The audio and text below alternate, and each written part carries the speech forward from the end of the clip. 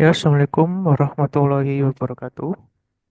Ya, jadi eh, saya akan melanjutkan materi mekanika bahan yang sebelumnya diajar oleh Pak Sumaidi dan Pak Rizky ya. Jadi materi mekanika bahan selanjutnya adalah terkait dengan kon dan bidang inti. Kon atau bidang inti ya. Jadi apa sih kon atau bidang inti itu? Jadi kon atau bidang inti adalah suatu bidang penampang ya, yang jika gaya aksial atau gaya normal berupa tekan atau tarik berada dalam bidang tersebut, akan timbul tegangan sejenis, mengalami tegangan tekan atau tarik pada strat teratas dan strat bagian bawah. Artinya pada seluruh area penampang ya. Nah, itu adalah yang disebut dengan bidang kern. Jadi bidang kern sendiri adalah suatu luasan ya dalam penampang kita. Bisa dilihat pada gambar di sampingnya. Ini ada penampang balok ya, di panjang, di mana ada bagian yang terasir di tengah-tengahnya. Nah, ini adalah bidang kern untuk penampang balok. Nah, bidang kern ini itu adalah suatu luasan yang apabila kita menempatkan gaya, gaya aksial ya, atau gaya normal, entah itu gaya tekan atau gaya tarik, pada area yang terasir ini atau area bidang kern, maka gaya pada seluruh area penampang akan sejenis. Tegangan yang akan terjadi pada seluruh area penampang dari strat teratas hingga strat terbawah itu akan sejenis. Entah itu tegangan tekan semua atau tegangan tarik semua, tergantung dengan gaya yang diaplikasikan pada penampang tersebut. Misal saya punya gaya tekan yang saya aplikasikan pada bidang ground ini, yang di dalam luasan ini, maka tegangan yang terjadi pada seluruh penampang itu adalah tegangan tekan ya. Itu juga kalau misal saya mengaplikasikan eh, gaya tarik di dalam area ini, maka pada seluruh penampang dari start atas hingga start terbawah akan mengalami tegangan sejenis berupa tegangan tarik. Itu ya. Jadi artinya sekali lagi bidang kern itu adalah suatu luasan di dalam penampang ya. Gitu. Itu eh, sebagai contoh adalah penampang seperti gambar samping ya ini ya. Selama beban terletak pada luasan yang terakhir, maka akan timbul tegangan sejenis ya. Jadi seperti itu. Dan kern ini dia mempunyai batas-batas ya. Dan apa yang kita pelajari dari kern nanti itu adalah mencari batas-batas dari kern ya, mencari batas bidang kern, luasan kern, eh, dan juga menggambar area kernnya ya. Jadi nanti kita akan mencari batas berupa titik koordinat dari bidang kern, batas atas, batas bawah, batas kanan, dan batas kiri ya, tergantung dengan penampangnya. Jadi tiap penampang itu akan memiliki bentuk kern yang berbeda-beda, seperti itu. Ini saya sedikit mengilustrasikan ya.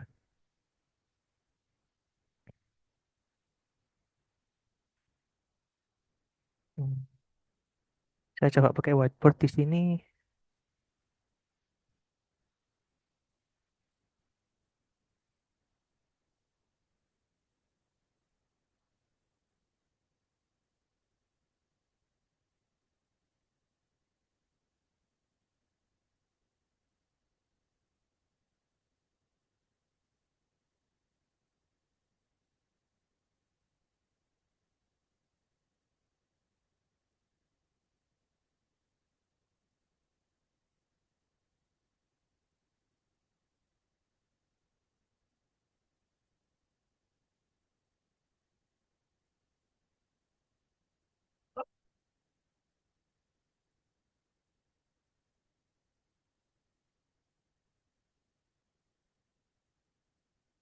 Saya coba mencari menu whiteboardnya.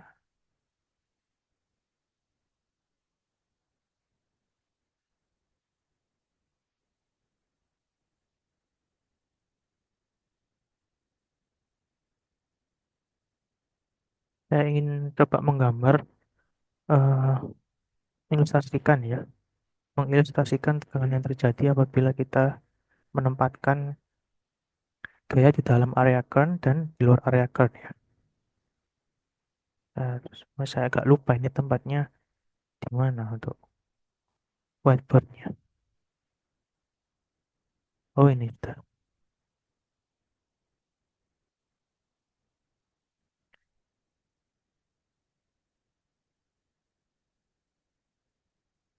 Mungkin ini gambar saya lumayan tidak bagus ya karena saya menggunakan mouse. Saya coba gambar pelan-pelan ya. Di misal saya punya penampang bala ya. Entah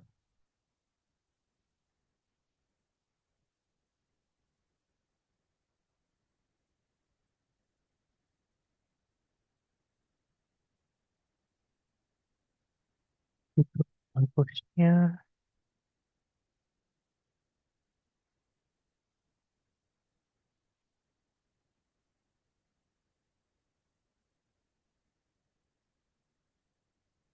Jadi semisal saya punya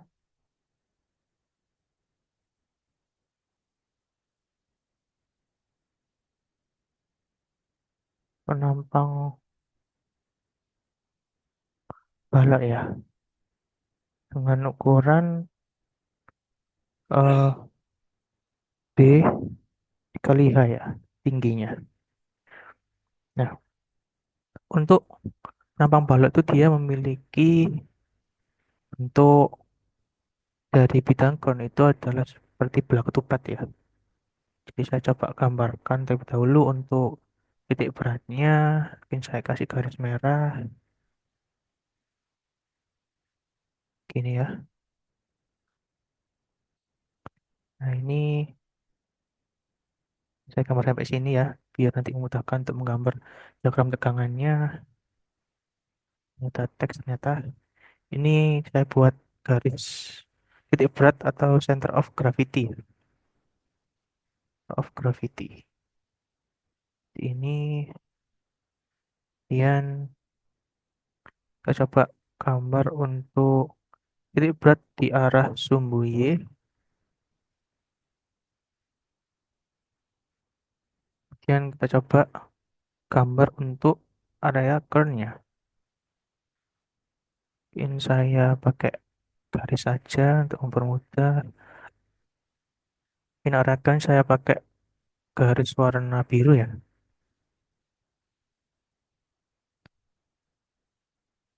Ini garis warna biru dan ini juga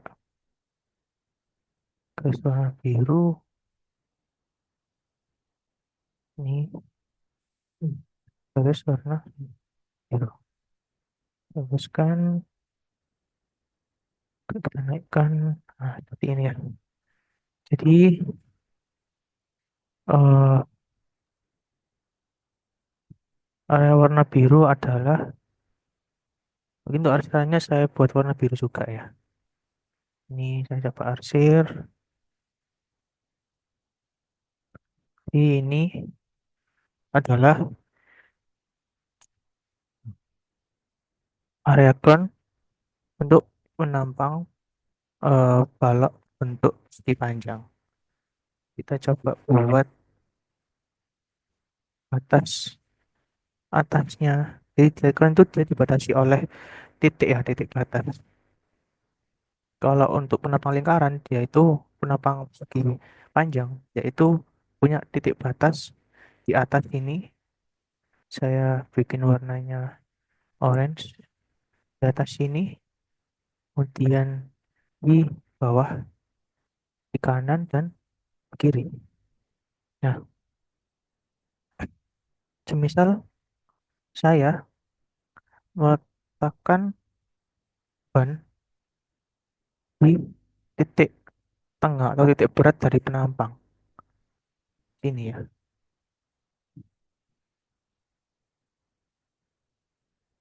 Ini Mungkin saya kasih tanda A ya.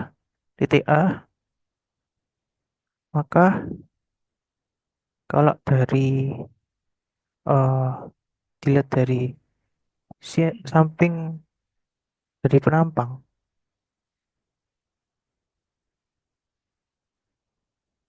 seperti ini adalah tampak samping dari penampang, penampang baloknya, dan bebannya kita letakkan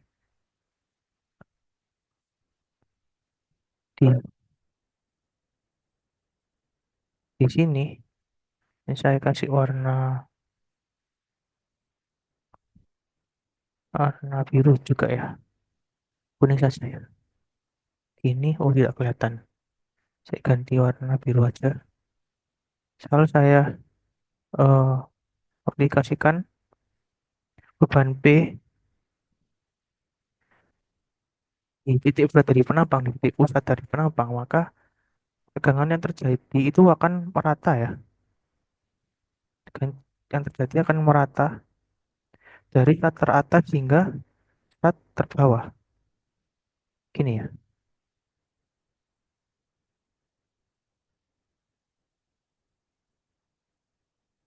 Nah, berapa besarannya? Besar tegangannya. Ini adalah P dibagi dengan luas, luas dari penampangnya.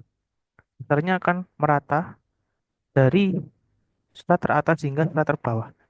Ini untuk notasi tegangan strat di atas saya berikan tanda sigma A ya, tegangan A, tegangan atas gini ya.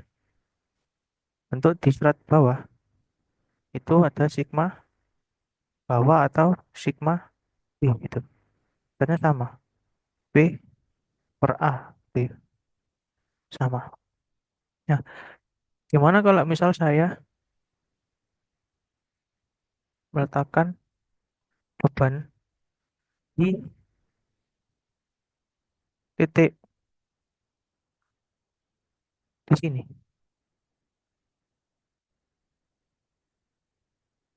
di sini. Kali ini kita di luar titik kern ya, di luar batas, di luar area kern ya. Ini kita ambil titik B gitu. Nah, maka kalau misal kita lihat dari eh, tampak sampingnya, ada beban di atas ini, di dekat slat atas. Apa beban tekan P, maka gaya atau tegangan yang terjadi itu pada penampang bisa digambarkan sebagai berikut ya.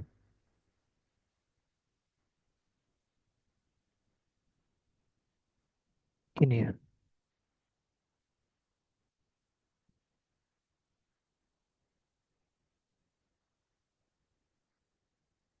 Ini dia mengalami tekan dan bagian slat bawah dia akan mengalami tarik ya. Mungkin kita sepakati dulu untuk tegangan tekan kita beri tanda positif ya. Untuk tegangan tekan kita beri tanda positif.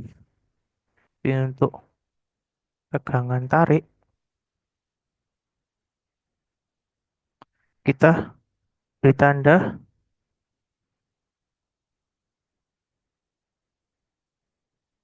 negatif ya. Maaf,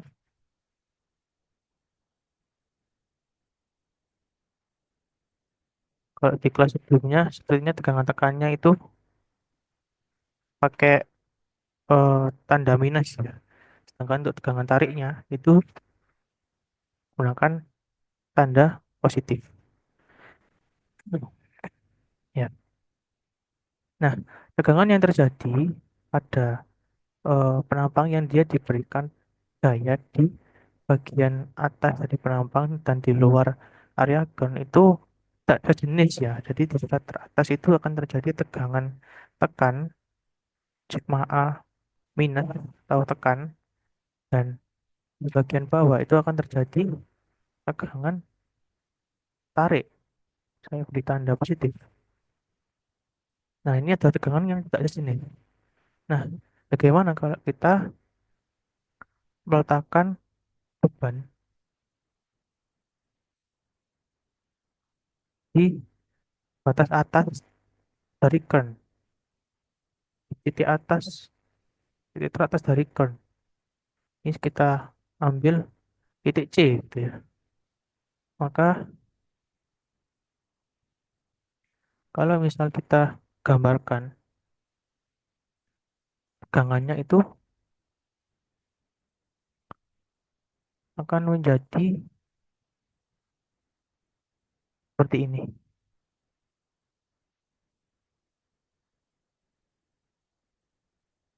gitu ya. Ini saya gambarkan saja untuk tambah samping penampangnya biar tidak bingung. Ini tambah samping penampang. Dan misal ini adalah titik C gitu ya. Di sini adalah titik C. Gaya yang terjadi itu di sini. Gaya yang terjadi terletak di batas atas dari kern. Maka tegangan yang terjadi pada penampang itu adalah tegangan tekan semua ya.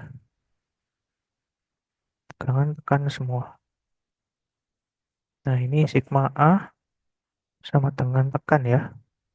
Minus,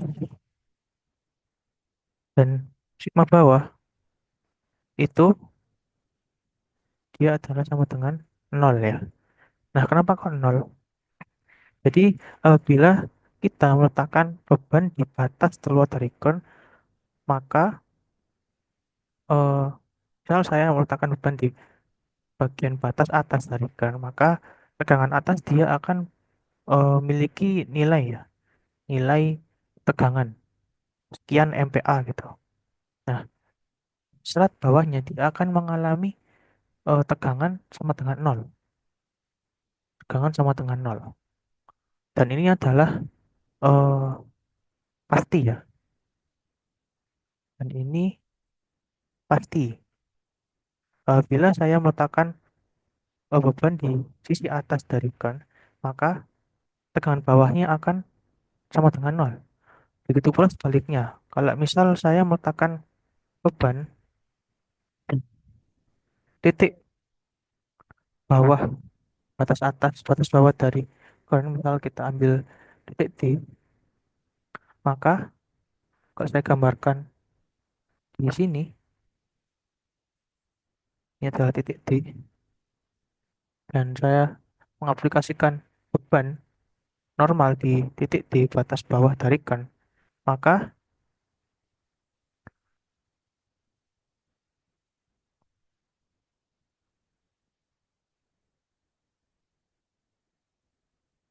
tegangan yang terjadi itu sebaliknya ya.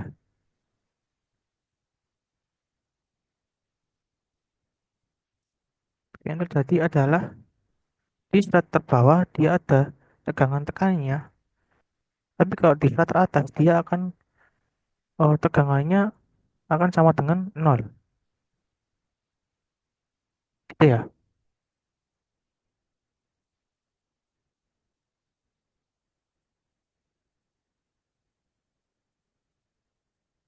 Tegangan di bawah adalah tegangan tekan ya,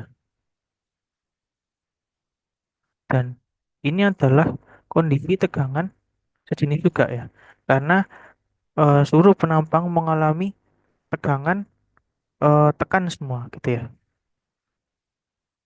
Nah, jadi kalau eh, kita meletakkan beban di batas atas dari kan, maka di strat terbawah dia akan mengalami tegangan sama dengan nol. Begitu pula sebaliknya, kalau misal kita meletakkan beban P di batas bawah dari bidang ground, maka tegangan atasnya itu dia sama dengan nol. itu ya, ini kebalikannya. Dan ini adalah sebuah kepastian ya. Begitu juga dengan eh, batas sebelah kanan dan kiri gitu ya. Nah, kita akan menurunkan rumus eh, tentang titik kern ini dari kondisi tegangan sama dengan nol ini yang terjadi pada bidang kern gitu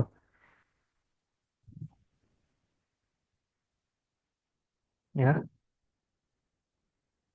Jadi eh, apabila kita punya suatu penampang dari tampak sampingnya seperti ini,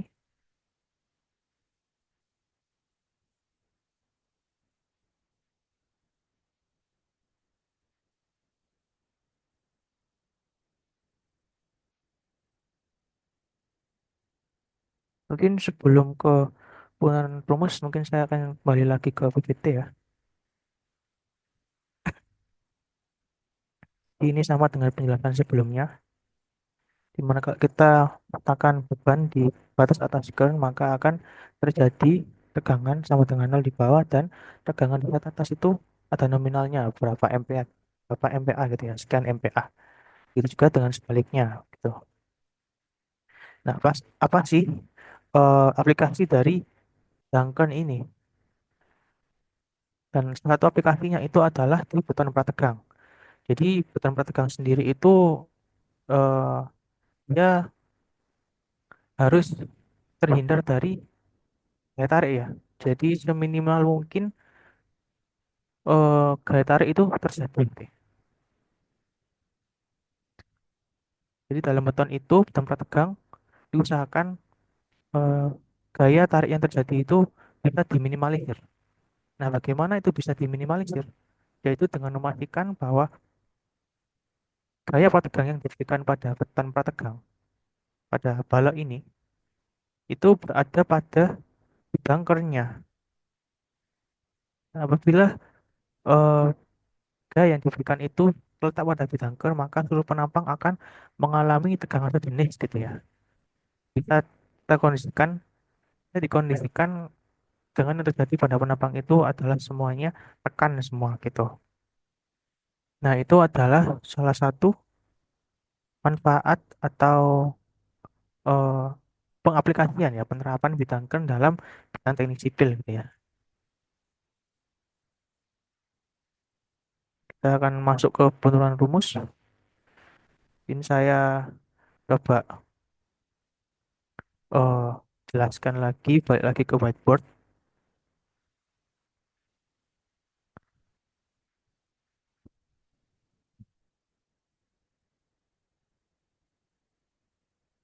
Jadi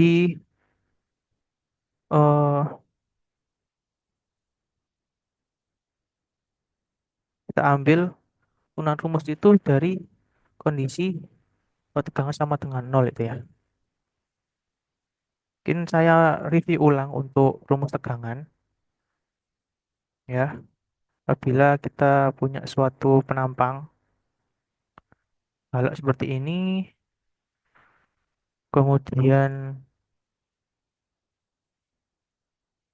eh kalau dari tampak sampingnya itu baloknya, misal kita berikan eh gaya ya, gaya saya gambarkan dulu untuk titik beratnya.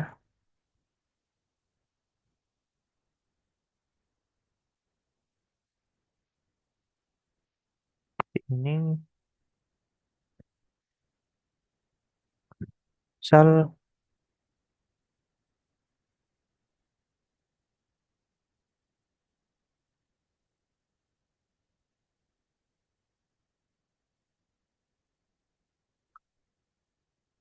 saya punya penampang balok seperti ini, dan eh, saya memiliki titik kern atas ya di sebelah sini, batas atas dari kern.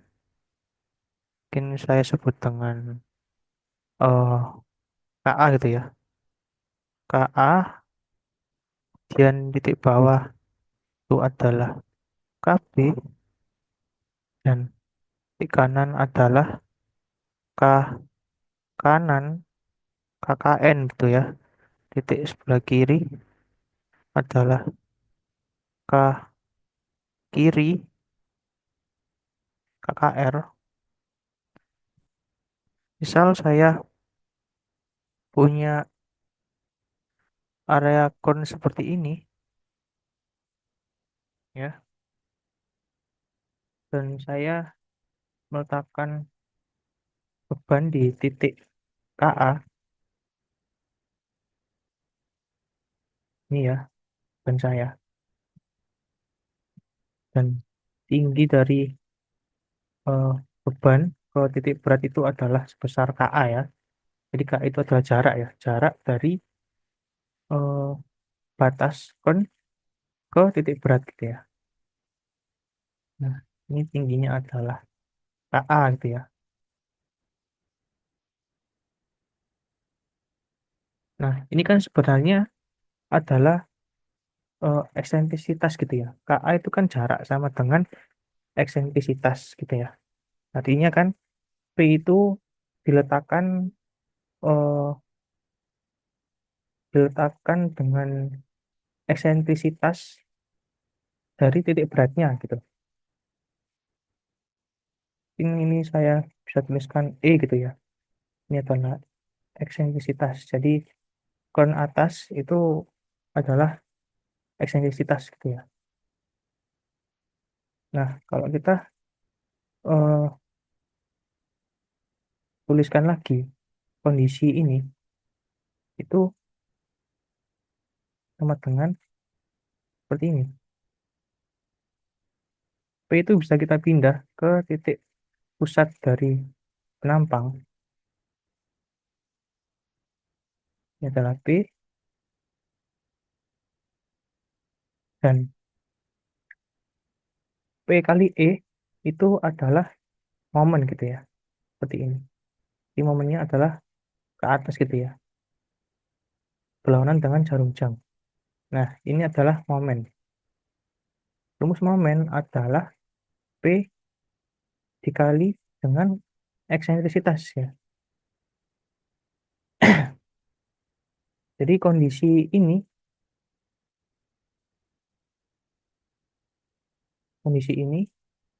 bisa kita gambarkan sama dengan kondisi ini. Kondisi ini. Itu ya. Ini sama. Dan tegangan yang terjadi itu adalah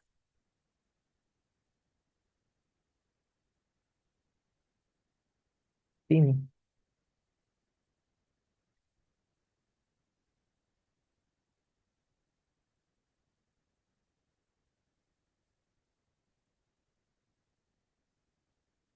Ini adalah tegangan. Ini adalah tegangan P per A,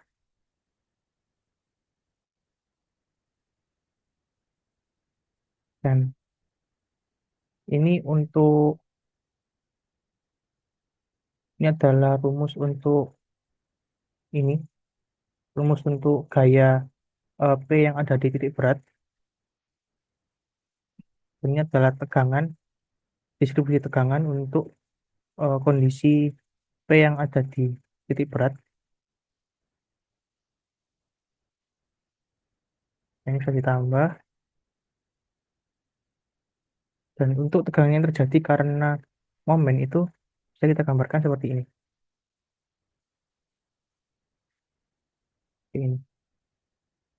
Karena eh, ini ada rotasinya berlawanan dengan jarum jam, maka di start atas dia akan tertekan ya. Akan tertekan, saya tuliskan minus gitu, tadi juga minus ya. Dan ini juga minus. Dan serat bawah itu akan mengalami tarik ya. Ini positif, mengalami tarik. Jadi tegangan yang eh, terjadi dalam kondisi ini itu bisa di breakdown jadi dua kondisi tegangan seperti ini. Jadi yang pertama, untuk beban P yang terletak di titik berat itu tegangannya adalah sebagai berikut. Tegangan sama dengan sigma sama dengan P per A.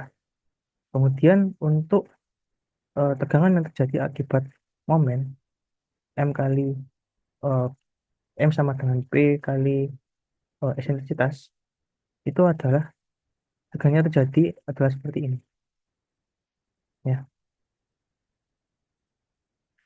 Jadi nanti untuk rumus tegangan apabila kita mencari eh, rumus dasar tegangan ya. Untuk rumus dasar tegangan itu adalah sigma adalah P per A. Ini plus minus ya, plus minus, kemudian juga masih plus minus ya, plus minus momen ya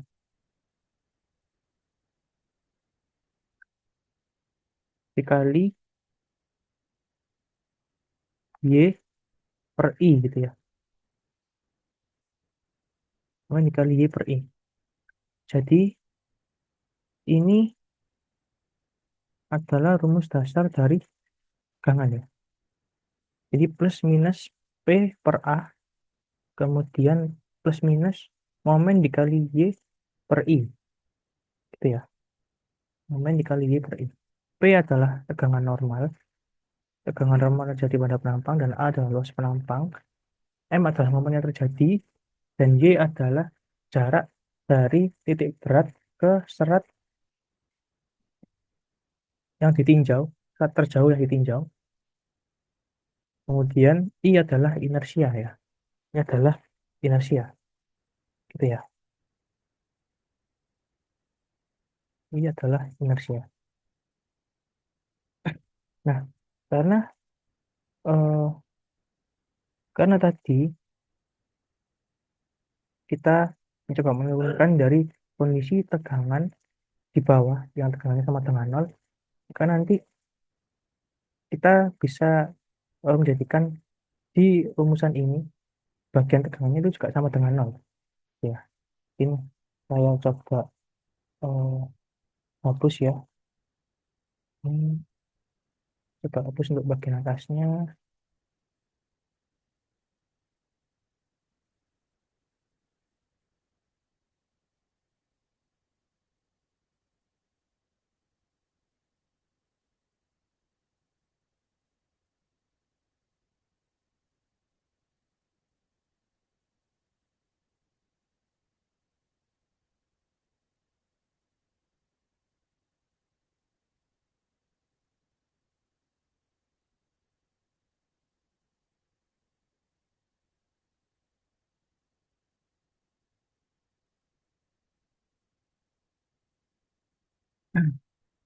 Jadi eh, rumusnya tadi,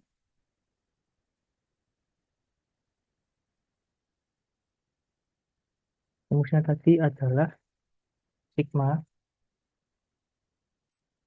sama dengan plus minus P per A ya.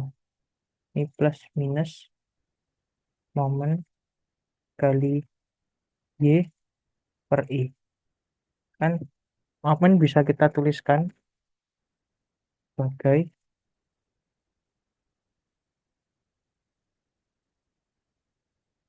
P kali E ya. Jadi ini plus minus P dikali E dikali Y per I. Gitu ya.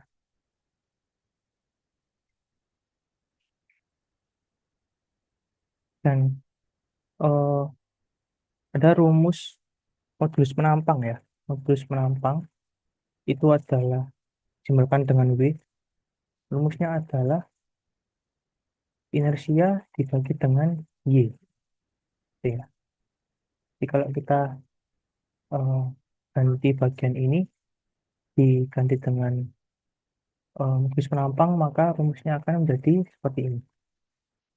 Tangan sama dengan plus minus P per A plus minus P dikali E dibagi dengan B atau modulus penampang ya.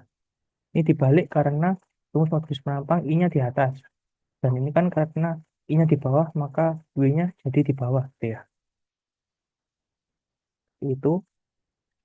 Dan karena tadi E ini E ini eh, kita asumsikan kalau gaya yang terjadi itu dia berada di titik atas dari bidangkan, maka E adalah sama dengan KA gitu ya, tinggi KA. KA itu jarak jarak dari eh, titik berat pen ke titik atas, titik teratas dari bidangkan ya. Dan begitu pula untuk yang KB itu adalah jarak dari titik berat penampang ke batas bawah dari area gun, titik terbawah dari area gun. Jadi jarak. Artinya eksentrisitas yang terjadi itu adalah sejarak dengan jarak kerennya ya. Gitu. Jadi ini bisa kita ganti dengan nilai KA gitu ya. Kita ganti dengan nilai KA. Nah, maka tegangan sama dengan plus minus P per A plus minus P dikali KA bagi dengan modulus penampang. Nah, jadi kita mau meninjau tegangan di bawah dari penampang itu kan sama dengan nol. Semisal kita menaruh titik bebannya itu di atas dari bidangkan ya. Jadi kita bisa asumsikan dengan tegangan bawah sama dengan nol, maka eh, karena di bawah itu terjadi tegangan tekan ya untuk bagian P per A-nya ini, maka bisa kita tuliskan ini minus ya, tekan soalnya P per A ya. Kemudian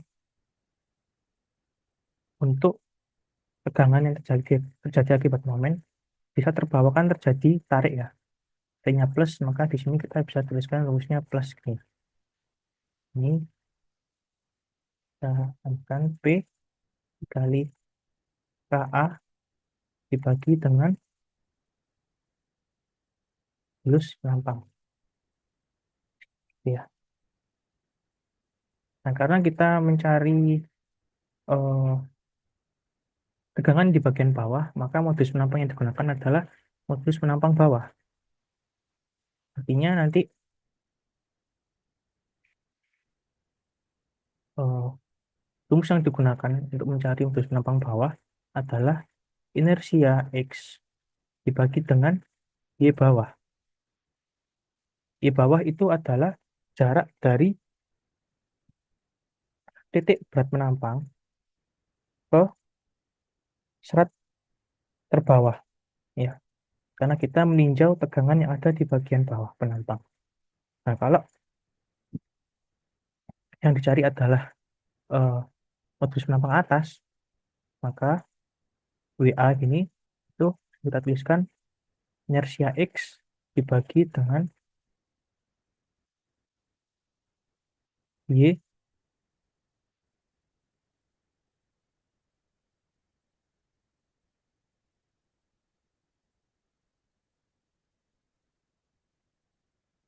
dibagi dengan Y atas ya.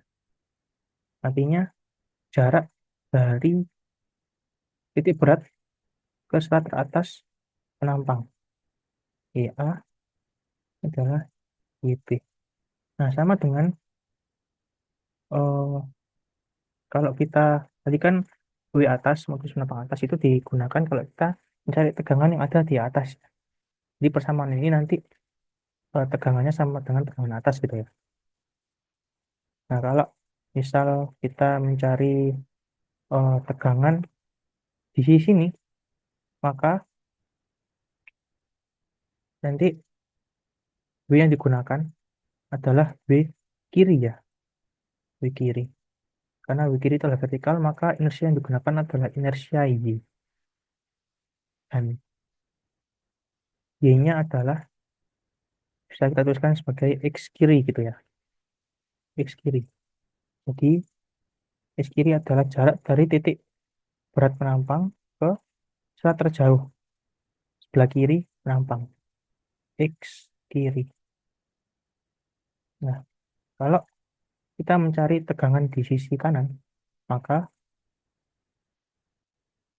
kita pakai X kanan gitu ya. Ini nanti modus penampang kanannya, rumusnya adalah inersia kanan, inersia Y dibagi dengan X kanan gitu ya. Jadi Y atau X tadi di atas, di bawah, atau X kanan atau kiri itu adalah jarak dari titik berat penampang ke serat terjauh yang ditinjau ya. Gitu ya. Kita lanjutkan di rumus tegangan bawah ini, maka kita menggunakan karena kita meninjau tegangan di bagian bawah penampang di sebelah sini sama dengan nol ya. Karena tadi kita mengaplikasikan gaya di titik atas dari bidangker, maka tegangan di bagian bawah itu sama dengan nol. Di tegangan bagian bawah sama dengan nol, eh, rumusnya ini adalah minus P per A karena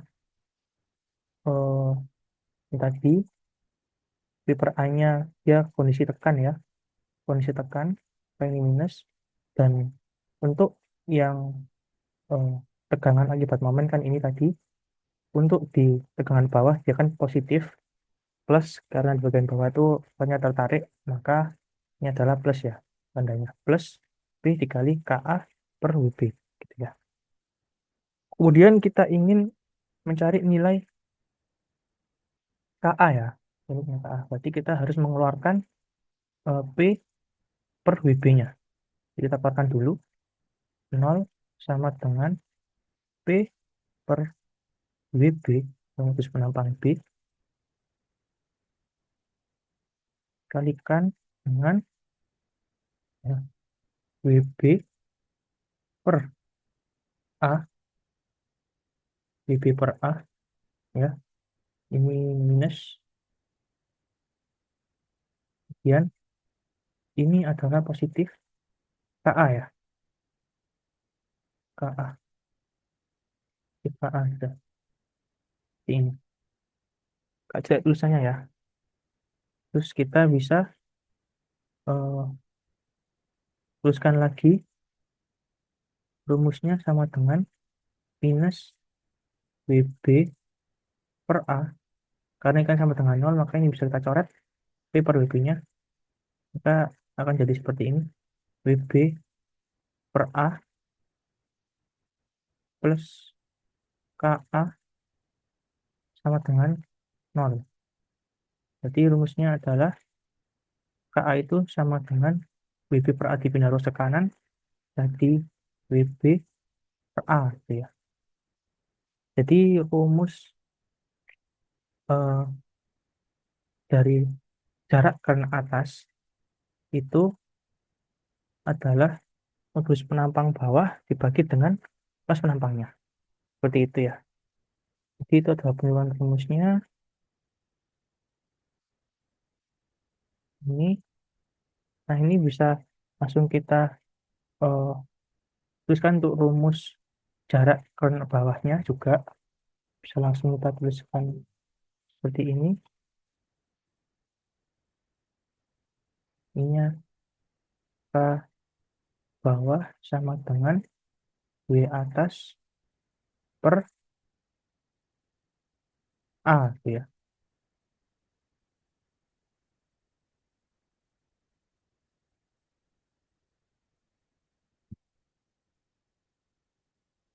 Kita bisa tuliskan nilai rumus dari kurun bawah itu sama dengan modulus penampang atas dibagi dengan luas penampangnya. Itu juga dengan kurun kiri ya.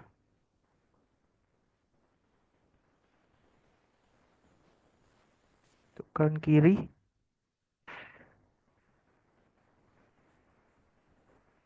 untuk kurun kiri, maka rumus dari jarak kurun kiri adalah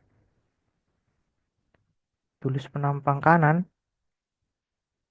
dibagi dengan A gitu, luas penampang. Kemudian untuk kurun kanan itu adalah modulus penampang kiri dibagi dengan luasnya. Seperti itu ya. Di ini adalah rumus kern. Gitu ya. Itu dan kita kembali lagi ke PPT sama. Nah, misal kita punya soal sebagai berikut ya.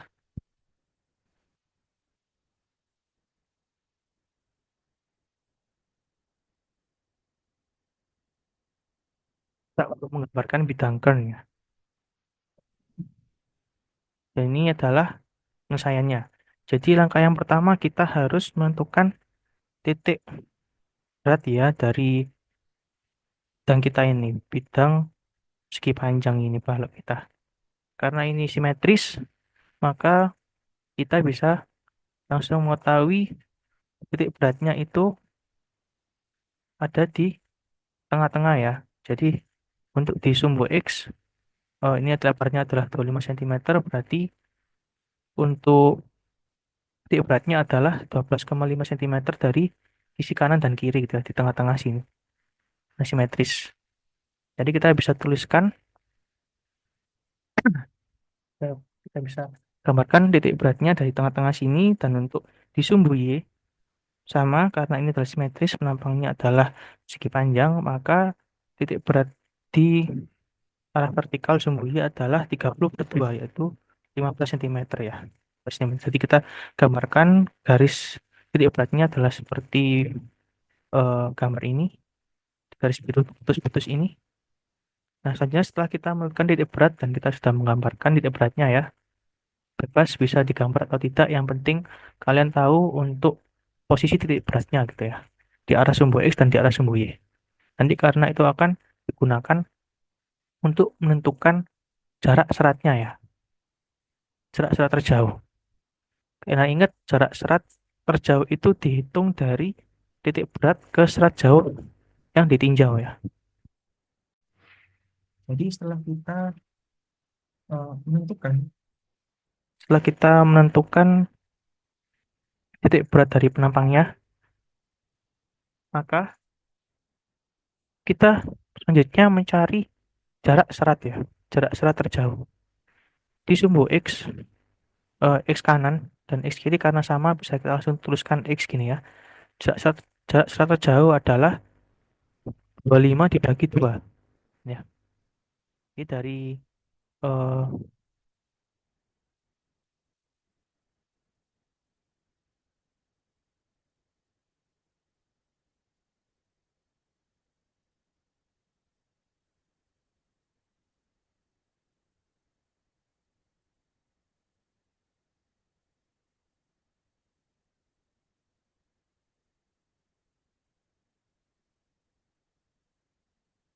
maaf ya, tadi saya lupa share screen. Saya coba share screen lagi ya. Jadi saya ulangi lagi. Di sini kita diminta untuk menggambarkan bidang kern untuk penampang balok dengan lebar 25 cm dan tinggi 30 cm. Nah, yang pertama tadi kita menghitung titik berat ya dari penampang balok ini, karena ini simetris 25 untuk di sumbu X-nya tinggal dibagi dua, 25 cm bagi dua, 12 setengah. Artinya nanti di sumbu X ini, di sumbu Y ini itu jaraknya adalah 12,5 cm ya di tengah-tengah titik beratnya. Dan kita garis, terus putus seperti ini untuk menandai. Kemudian untuk di sumbu eh, vertikal sumbu Y, itu titik beratnya adalah 30 dibagi dua, bagi dua yaitu 15 cm. Ya, karena persegi panjang, jadi tinggal dibagi dua untuk titik beratnya. Nah, kemudian setelah kita menentukan titik berat, selanjutnya kita akan menghitung jarak serat terjauh ya. Jarak serat terjauh. Jadi karena eh, X dan Y itu jaraknya eh, sama ya. Maksudnya X kanan dan X kiri itu jaraknya sama karena simetris, maka kita bisa tuliskan langsung sama dengan X gitu ya. Tapi kalau misal nanti jaraknya antara X kanan dan X kiri tak sama, maka perlu dibedakan. Jadi X kanan nanti dituliskan dan X kiri juga dituliskan sendiri gitu. Nah, karena ini sama, jadi bisa langsung kita tuliskan sama dengan X sama dengan 25 per 2 gitu ya. 12,5 cm. Jadi nanti jarak serat eh, terjauh di sisi kanan itu adalah 12,5 cm dari titik berat gitu ya. Begitu pula dengan eh, sebelah kiri. Jarak serat terjauh di sebelah kiri itu adalah 12,5 cm, 12,5 cm dari titik berat gitu ya. Kemudian untuk Y-nya itu adalah jarak serat dari serat atas atau serat bawah ke titik beratnya. Ya, karena ini sama, maka bisa dituliskan Y langsung. Tapi kalau misal nanti di soal Y-nya beda antara Y atas dan Y bawah, maka dituliskan berbeda ya. Nanti perhitungannya dipisah gitu ya. Jadi Y-nya sama dengan 32, eh, sama dengan 15 cm. Selanjutnya kita menghitung luas penampangnya, yaitu 25 dikali 30, 750 cm persegi untuk luasannya. Selanjutnya kita menghitung inersia di sumbu X dan di sumbu Y. Karena ini penampang balok, cukup sederhana untuk menghitung inersia X-nya, yaitu rumusnya adalah 1/12 B kali H pangkat 3 ya. Kalau untuk inersia Y tinggal dibalik aja, 1/12 H B pangkat 3 gitu ya. 1/12 H B pangkat 3. Jadi untuk inersia X, kita masukkan rumusnya, B-nya 25, tingginya atau H-nya adalah 30, ditemukan inersia X-nya adalah 56,250 cm pangkat 4. Kemudian inersia Y itu dapatnya adalah 390,62,5 cm pangkat 4 gitu ya. Selanjutnya setelah kita menghitung inersia X dan Y, maka kita bisa menghitung modulus penampangnya. Ya, modulus penampangnya. Jadi karena eh, modulus penampang atas dan penampang bawah itu nilainya sama karena ini adalah persegi panjang dan bangunannya adalah simetris, maka bisa kita langsung tuliskan W atas yang mengacu pada sumbu X atau WAX itu sama dengan W bawah atau sama dengan inersia X dibagi dengan Y ya. Y. Nah, kalau misal nanti eh, penampangnya itu tidak simetris, maka W atas dan W bawah ini kan akan berbeda.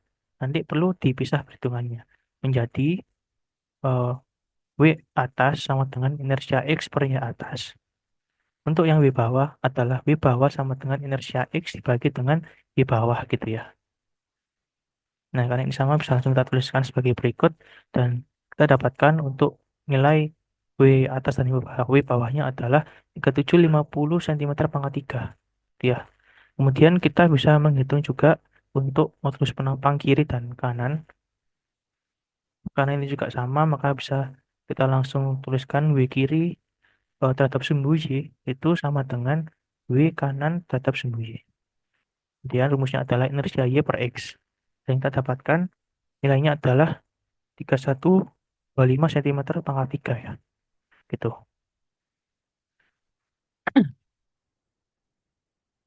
Kemudian setelah kita mendapatkan modulus penampangnya, kita bisa menghitung nilai K-nya. Kita bisa menghitung nilai K-nya. nilai kernya. Ker atas dan ker bawah, rumusnya adalah W dibagi A tadi ya. Untuk ker atas adalah W atas per A. Harusnya ini W bawah ya. Untuk ker atas itu rumusnya adalah W bawah per A. Sedangkan untuk ker bawah adalah W atas per A ya. Dan ditemukan nilai KA dan KB-nya adalah 5 cm. Artinya nanti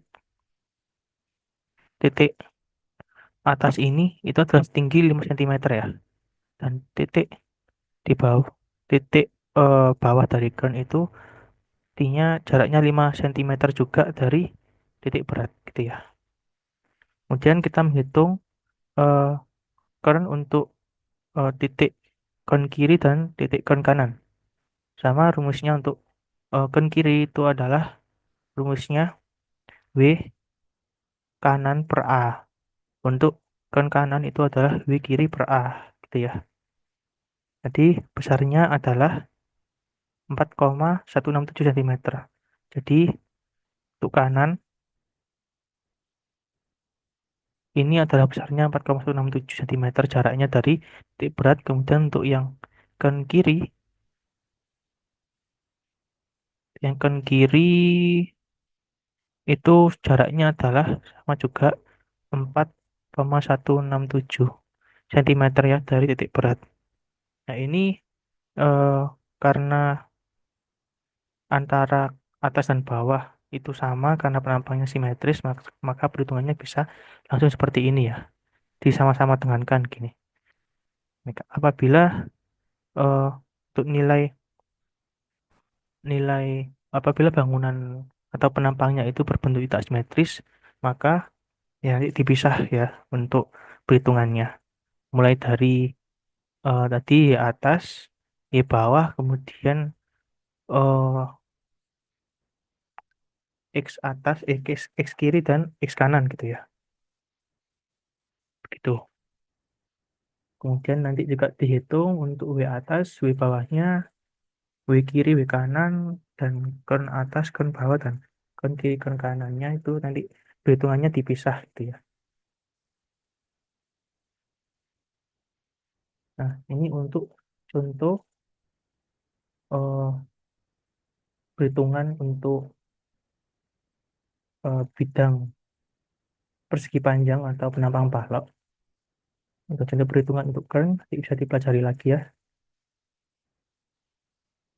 Kemudian,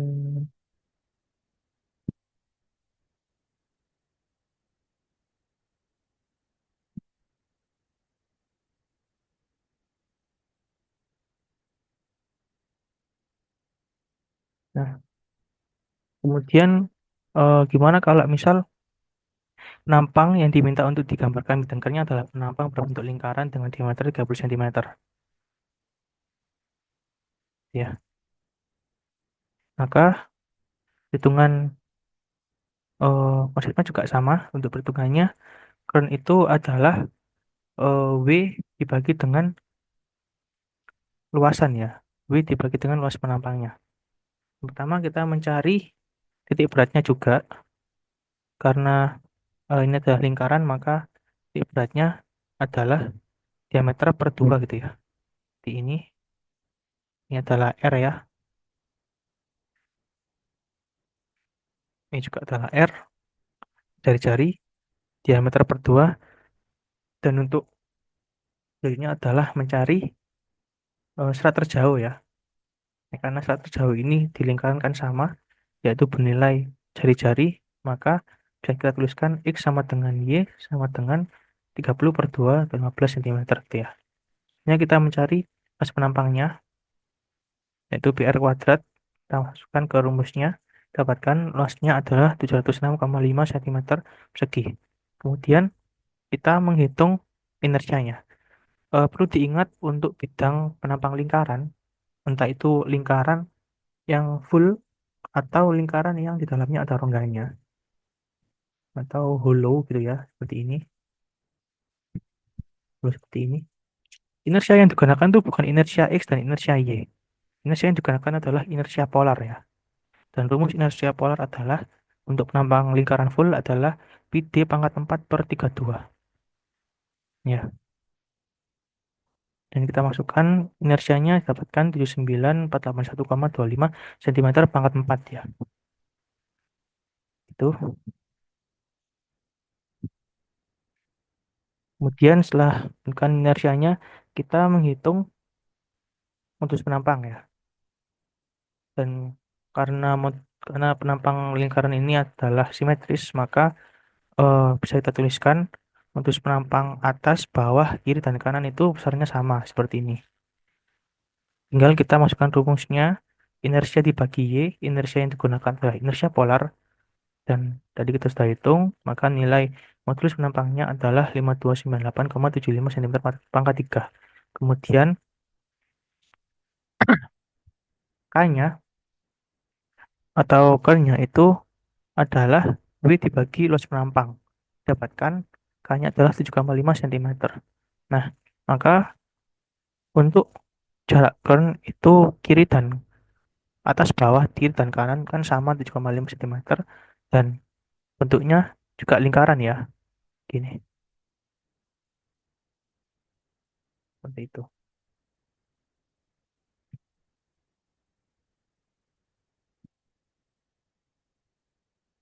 Nah, gimana kalau misal kita punya bentuk yang lain gitu ya. Gimana kita menentukan eh, bentuk bidang kern pada penampang gitu ya. Mungkin saya stop share, kita masuk ke whiteboard.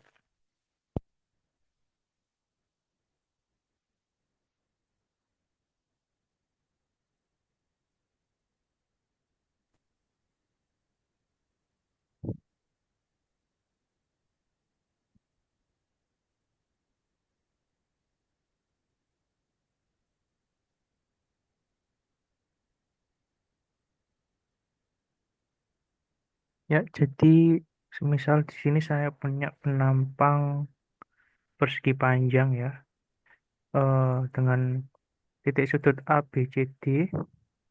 Kita coba mulai untuk eh, mengetahui gimana atau kenapa bentuk dari bidang kern penampang balok itu adalah seperti bola ketupat.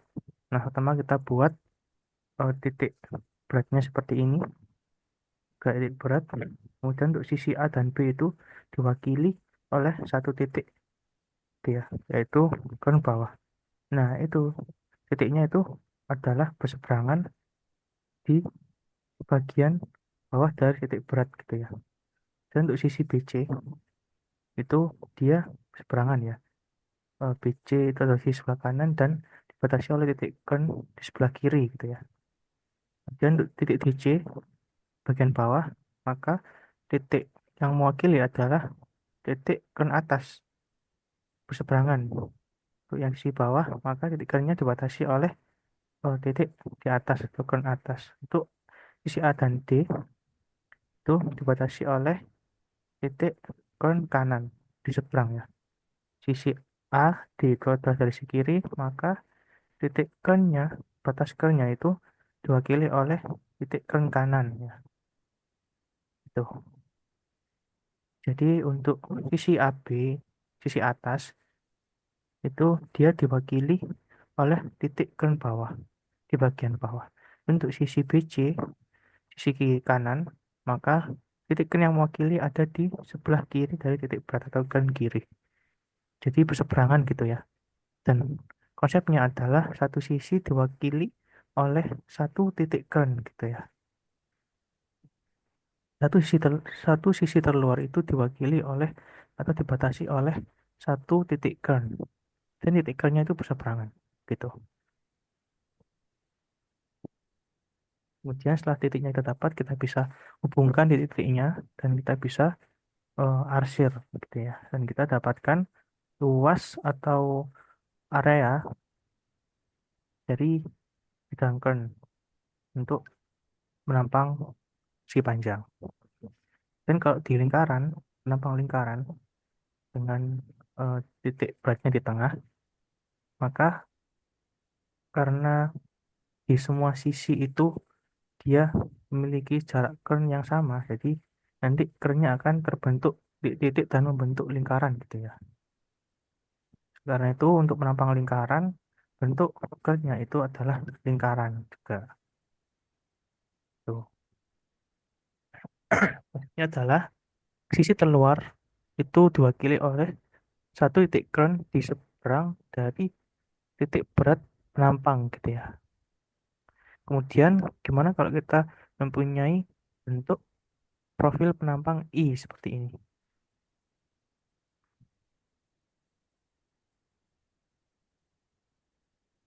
Kalau saya tuliskan titiknya adalah A, B, C di sini, D di sini, E, F, G, H di sini.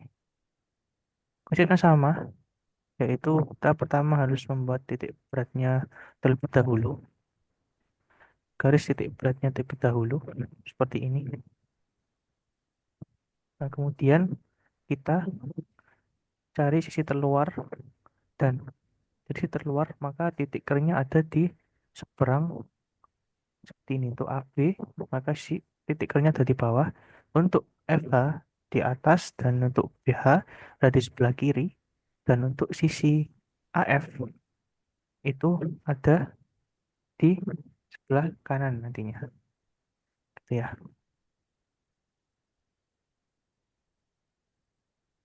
Jadi yang dihitung adalah sisi terluar.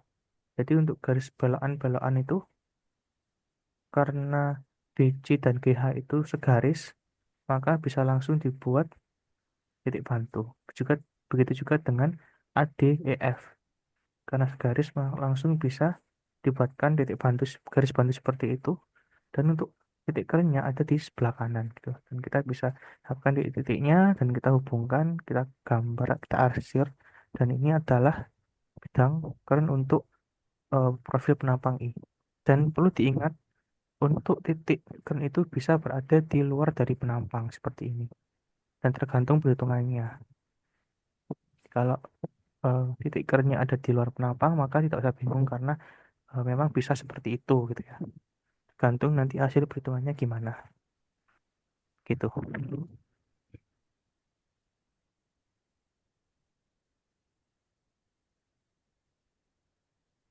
Selanjutnya gimana kalau misal kita punya penampang berbentuk I seperti ini. T maksud saya. Kita buat titiknya A, B, C, D, E, dan F ini ya. Dan kita buat titik beratnya terlebih dahulu.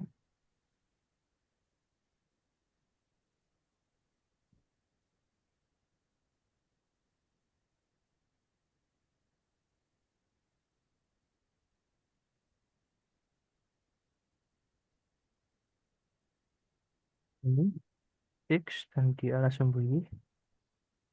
Selanjutnya konsepnya sama, di mana eh, satu sisi itu akan diwakili oleh satu titik kern di seberang dari titik berat. Ya, untuk isi AB, titik kernnya ada di bawah. Sedangkan untuk sisi keluar EF, bagian bawah ada di atas. Dan untuk sisi keluar AD itu ada di sebelah kanan ya.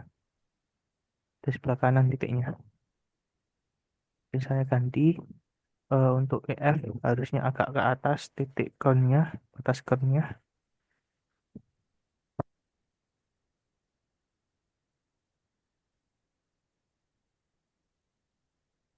Untuk AD, sisinya ada di sebelah kanan. Untuk BC itu ada di sebelah kiri ya. Ada di sebelah kiri dari titik berat. Jadi sama konsepnya, titik berat itu ada di titik batas kiri itu ada di seberang ya. Kemudian untuk garis belokan di dalam itu bisa kita eh, harus hitung juga. Garis harus hitung juga dan bisa kita buat garis bantu seperti garis miring ini. Ya, maka untuk garis bantu ini titik kernya itu ada di seberang sebelah kanan gitu ya, di sebelah situ, di sini. Dan untuk garis bantu CF, titik kerennya itu ada di seberang kiri ya, seberang kiri seperti ini. Kita hubungkan, maka kita dapatkan ini adalah bentuk area kern untuk menampang T ya. Jadi seperti itu.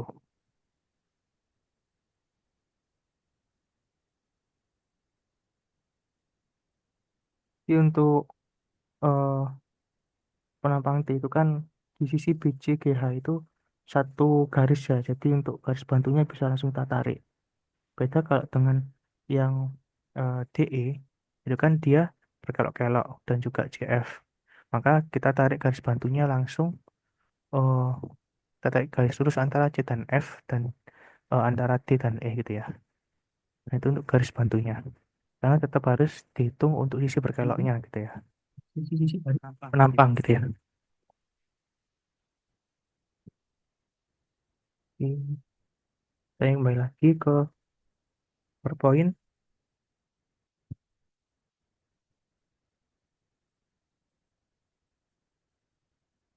dan di PowerPointnya juga terdapat rumus ya inersia untuk beberapa bentuk penampang yang umum digunakan di bidang teknik sipil ya. Dan ini juga disertakan untuk inersia polar, penampang lingkaran penuh, dan penampang yang ya holo. Bisa dipelajari sendiri. Ini adalah rumus modulus penampang untuk penampang yang umum digunakan. Bisa dipelajari sendiri. Dan ini ada tugas ya, tugas satu. Jadi, eh, tugasnya adalah memberikan 3 contoh penerapan bidang kern dalam teknik sipil ya. Jadi di sebelumnya kan saya sudah menjelaskan tentang eh, aplikasi bidang kern di teknik sipil. Tadi saya ambil contoh beton prategang. Dan nanti kalian mencari eh, 3 contoh lain ya, selain beton prategang gitu ya. Jadi nanti jawabannya dituliskan di kertas A4, dituliskan tangan, kemudian jawaban di scan, dan nanti saya minta tolong untuk ketua kelasnya untuk mengkoordinir pengumpulan tugas dari teman-teman gitu ya. Untuk deadline-nya, karena ini 25 April itu deadline untuk kelas sebelumnya, maka kalau untuk kelas A dan kelas B itu deadline-nya adalah tanggal 9 ya. Oh, tahu 1 minggu kan deadline tanggal 10 ya, hari Sabtu. Hmm, tanggal 10 Mei ya, 10 Mei. Jadi nanti ketua kelas minta tolong dikoordinir dengan tugas teman-temannya dan dikumpulkan paling lambat tanggal 10 Mei ya, jam 23.59. Ya, mungkin sekian untuk materi bidang kern. Kalau ada yang tanyakan nanti bisa langsung menghubungi saya, bisa by WA, nanti bisa saya jawab apa yang eh, kalian bingungkan gitu.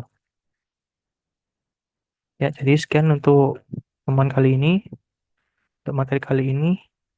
Terima kasih atas perhatiannya. Assalamualaikum warahmatullahi wabarakatuh.